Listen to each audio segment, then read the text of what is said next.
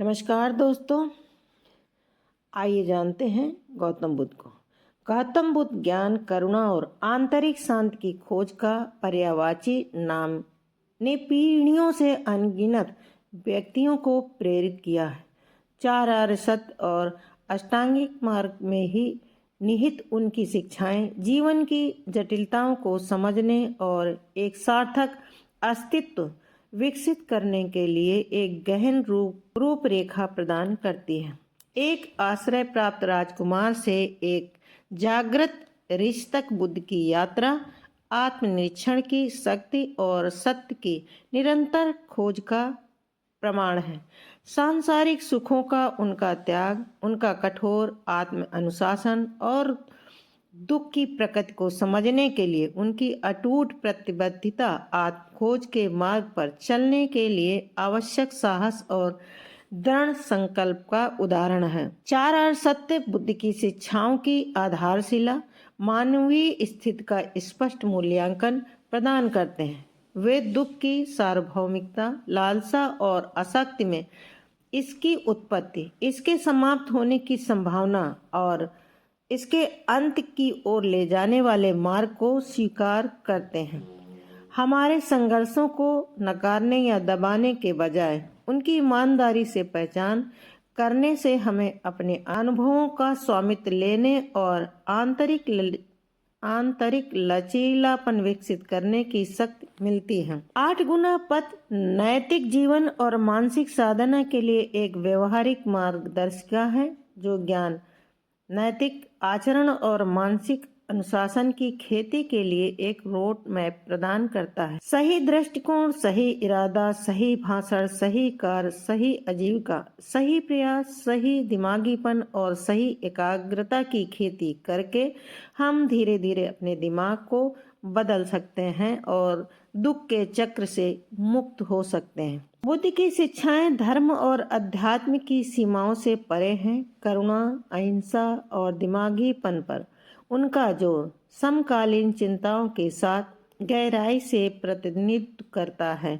जो सामंजस्यपूर्ण संबंध बनाने, सामाजिक न्याय को बढ़ावा देने और चुनौतियों से भरी दुनिया में आंतरिक शांति की खेती करने में मूल्यवान अंतर्दृष्टि प्रदान करता है। दुनिया भर के गौतम बुद्ध की विरासत दुनिया भर के व्यक्तियों को प्रेरित और उत्थान करना जारी रखती है।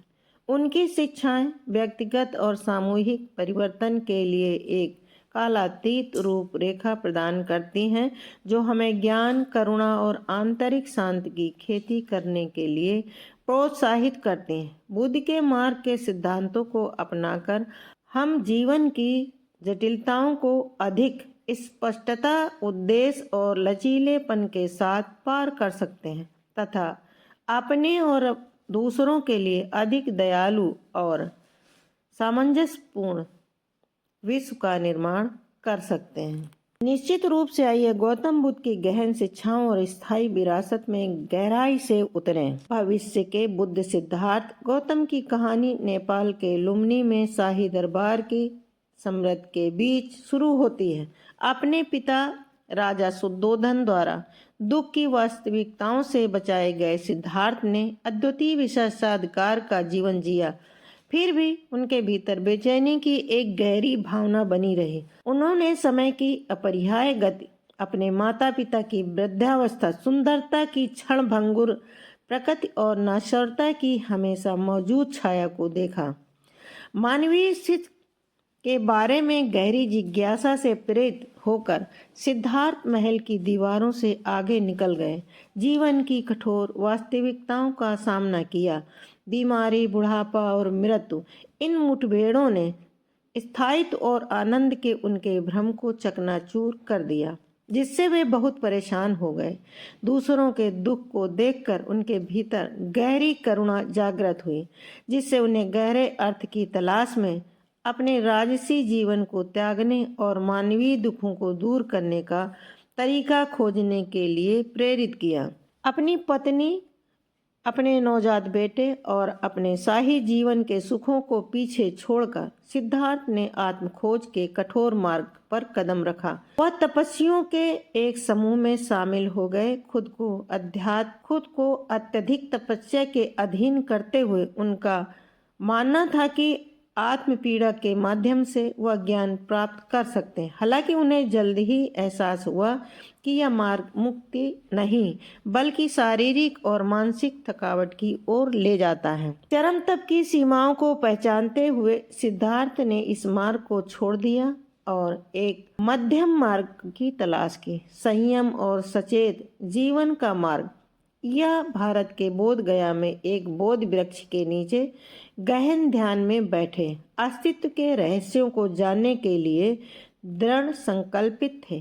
कई दिनों के गहन चिंतन के बाद उन्होंने ज्ञान प्राप्त किया और बुद्ध बन गए। जागृत व्यक्ति। बुद्ध की शिक्षाओं का मूल 4 आर्य सत्यों पर आधारित है। दुख।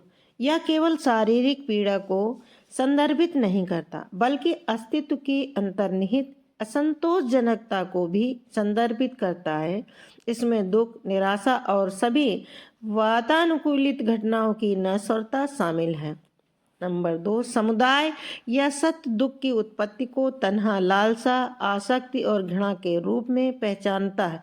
ये अतृप्त इच्छाएं हमें दुख के चक्र में बांधती हैं, हमारी चिंताओं को बढ़ाती हैं और असंतोष की ओर ले जाती हैं। नंबर 3, निरोध या सत्य दुख को समाप्त करने की संभावना पर जोर देता है। लालसा और आसक्ति पर काबू पाकर हम निर्माण प्राप्त कर सकते हैं। दुख से मुक्ति के एक अवस्था जिसमें शांति और स्वतंत्रता होती है। सत्य मुक्ति के मार्ग और अष्टांगिक मार्ग की रूपरेखा प्रस्तुत करता है।